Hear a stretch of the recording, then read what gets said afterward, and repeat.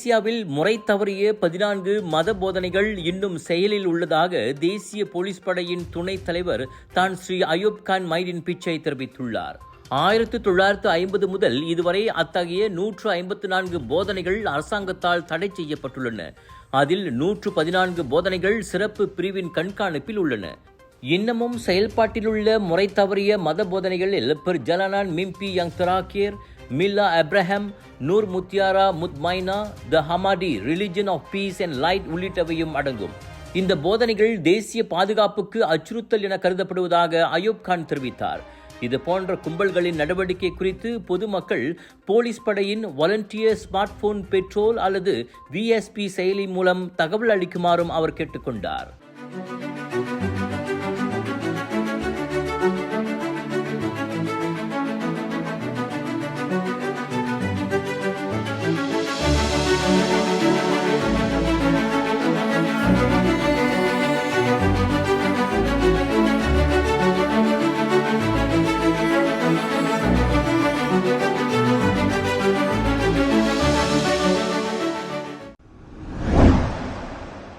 புத்தாண்டின் முதல் நாளில் நடத்தப்பட்ட ஆப்ஸ்ஜெகா அம்பாங் தஹூன் பாரு 2026 நடவடிக்கையில் பொது இடங்களில் குப்பை வீசிய குற்றத்திற்காக 42 பேருக்கு நோட்டீஸ் வழங்கப்பட்டது. இந்த நடவடிக்கை ஜனவரி 1 நள்ளிரவு 12:01 மணிக்கு தொடங்கி சட்டம் 672 கீழ் 11 முக்கிய இடங்களில் மேற்கொள்ளப்பட்டதாக SW காப் எனப்படும் திடக்கழிவு மேலாண்மை மற்றும் பொது தூய்மை கழகம் கூறியது. அந்த 42 பேரில் 24 பேர் மலேசியர்கள், 18 பேர் வெளிநாட்டவர்கள் ஆவர். வயது வாரியாக பார்த்தால் 40 பேர் பெரியவர்கள், 2 பேர் சிறுவர்கள். கண்ட இடங்களில் அவர்கள் வீசிய குப்பைகளில் சிகரெட் துண்டுகள், பிளாஸ்டிக் பைகள், பாட்டில்கள், டின்கள், டிஷ்யூ மற்றும் உணவு மூடிகளும் அடங்கும். நோட்டீஸ் பெற்றவர்கள் மீது விசாரணை நடைபெறும்.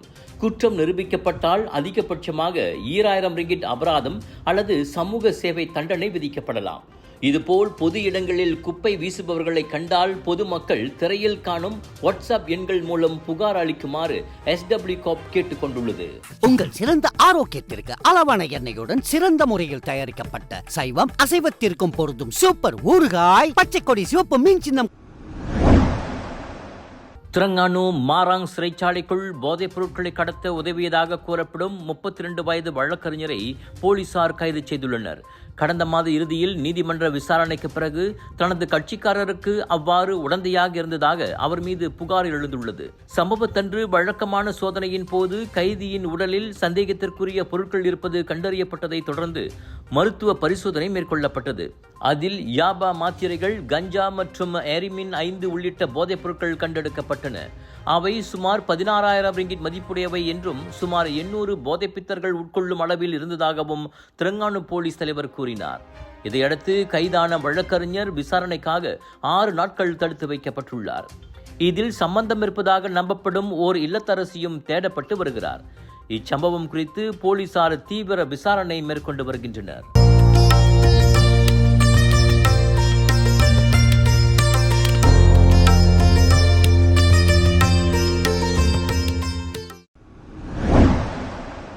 கனடாவிலிருந்து இந்தியாவுக்கு புறப்படவிருந்த ஏர் இந்தியா AI 186 விமானத்தின் விமானி மதுபானம் அருந்திய நிலையில் இருப்பது கண்டுபிடிக்கப்பட்டது. வான்கூவர் அனைத்துலக விமான நிலையத்தில் பிரேதலைசர் மூச்சுக்காற்று சோதனையில் தோல்வியடைந்த அந்த விமானி உடனடியாக கைது செய்யப்பட்டார். இதனால் விமானம் 2 மணி நேரம் தாமதமானது. அவர் வியன்னா வழியாக புதுடில்லி செல்லும் போயிங் 777 விமானத்தை இயக்கவிருந்தார். மதுபான வாடை வீசியதை அடுத்து டியூட்டி ஃப்ரீ பணியாளர்கள் விமானியின் நடவடிக்கையில் சந்தேகம் எழுப்பியதை அடுத்து அச்சம்பவம் வெளிச்சத்துக்கு வந்தது. பின்னர் மாற்று விமானி தலைமையில் பயணம் தொடர்ந்தது. இது ஒரு கடுமையான விதிமீறல் என சாடிய கனடிய வான் போக்குவரத்து துறை உடனடி விசாரணை நடத்தி அறிக்கை சமர்ப்பிக்குமாறு ஏர் இந்தியா நிறுவனத்துக்கு உத்தரவிட்டுள்ளது. இந்நிலையில் பயணிகளின் பாதுகாப்பில் பூஜ்ய சகிப்புத்தன்மை கொள்கை பின்பற்றப்படும் எனவும் விமானி விசாரணை முடியும் வரை பணியிலிருந்து விலக்கப்படுவார் எனவும் ஏர் இந்தியா தெரிவித்துள்ளது. அரசாங்க பல்கலைக்கழக அங்கீகாரத்துடன் வேலை செய்து கொண்டே படிக்க ஒரு அரிய வாய்ப்பு. வத்திகா ரிசோர்சஸ் ஏற்பாட்டில் ப்ரொஃபஷனல் பேச்சுலர் இன் பிசினஸ் மேனேஜ்மெண்ட் கல்வி வாய்ப்பு. திறனை மேம்படுத்தி வாழ்க்கையில் முன்னேற உடனே தொடர்பு கொள்ளுங்கள்.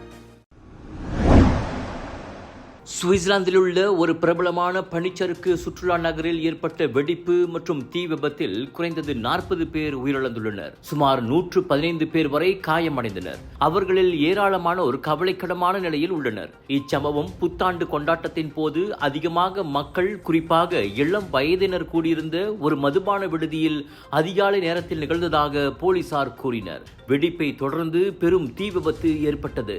பலர் கண்ணாடிகளை உடைத்துக் கொண்டே வெளியே ஓடி உயிர் பிழைத்த வேளை முடியாதவர்கள் உள்ளேயே சிக்கி உயிரிழந்தனர். தீயணைப்பு படையினர் மற்றும் அவசர மருத்துவ குழுக்கள் உடனடியாக சம்பவ இடத்திற்கு அனுப்பப்பட்டனர். சாம்பியன் மதுபான பாட்டிலின் மேலிருந்த பிறந்த நாள் மெழுகுவர்த்திகளால் கூரையில் தீ ஏற்பட்டதாக சம்பவத்தை நேரில் பார்த்த சிலர் கூறுகின்றனர்.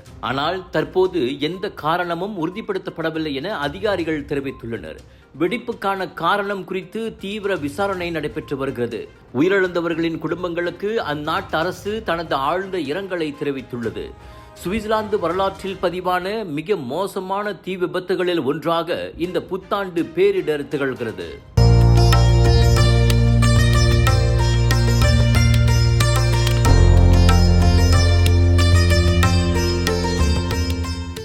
ஒரு நாளைக்கு நம்ம இருதயம் எத்தனை வாட்டி துடிக்குது தெரியுங்களா? கிட்டத்தட்ட 1 லட்சம் வாட்டி. நம்ம தூங்குற நேரத்துல இருதயம் மெதுவா துடிக்கும். நம்ம இருதயம் ஒரு என்ஜின் மாதிரி நான் ஸ்டாப்பா உடம்பு முழுதும் ஆக்சிஜன் பம்ப் பண்ணிட்டு கார்பன் டை ஆக்சைடை வெளியாக்கிடுறோம். ரத்த ஓட்டம் இருதயத்துக்கு சீரா இல்லைன்னா பல பிரச்சனைகள் வர ஆரம்பிக்கும். உயர் ரத்த கொதிப்பு, இருதய சம்பந்தப்பட்ட நோய்கள் மற்றும் பல. டெஸ்லி டென்ஷனோட மகிமை ரத்த ஓட்டத்தை சீராக்கிடும், இருதயத்தின் சுமையை குறைக்கும். டெஸ்லி உங்கள் ஆரோக்கியத்தின் நண்பன். வங்காளதேசத்தில் சிறுபான்மையினருக்கு எதிரான வன்முறை மீண்டும் அதிர்ச்சியை ஏற்படுத்தியுள்ளது.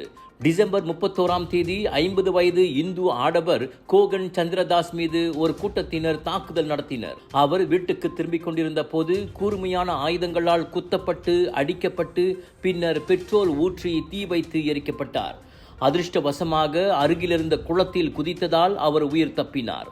ஆனால் தீ காயங்களால் கடுமையாக காயமடைந்தார். கடந்த 2 வாரங்களில் இந்துக்கள் மீது நடத்தப்பட்ட 4வது தாக்குதல் இதுவாகும். இந்த தொடர் வன்முறைகள் சிறுபான்மையினரின் பாதுகாப்பை கேள்விக்குள்ளாக்கி மனித உரிமை அமைப்புகள் உடனடி நடவடிக்கை எடுக்க வேண்டும் என வலியுறுத்துகின்றன. தொடரும் வன்முறைகளால் 13.1 மில்லியன் வங்காளதேச இந்துக்கள் உயிர் பயத்தில் நாட்களை கடத்தி வருகின்றனர். சமையலுக்கு நேரமில்லையா? இதோ செஃப் ஈஜி ப்ராடக்ட்ஸ். சைவமும் அசைவமும் சூடு செய்து சாப்பிட தயாரான வீட்டு சுவை. ரூம் டெம்பரேச்சரில் பாதுகாப்பாக வைக்கும் நம்பகமான உணவு. எந்த ரசாயனமும் இல்லை, எந்த பதப்படுத்தும் மருந்தும் இல்லை. ஷாப்பி, லசாடா, டிக்டாக் எங்களின் அதிகாரப்பூர்வ அகப்பக்கத்தில் இன்றை வாங்குங்கள். செஃப் ஈஜி ப்ராடக்ட்ஸ், வீட்டு சுவை உங்கள் ஓட்டத்தில்.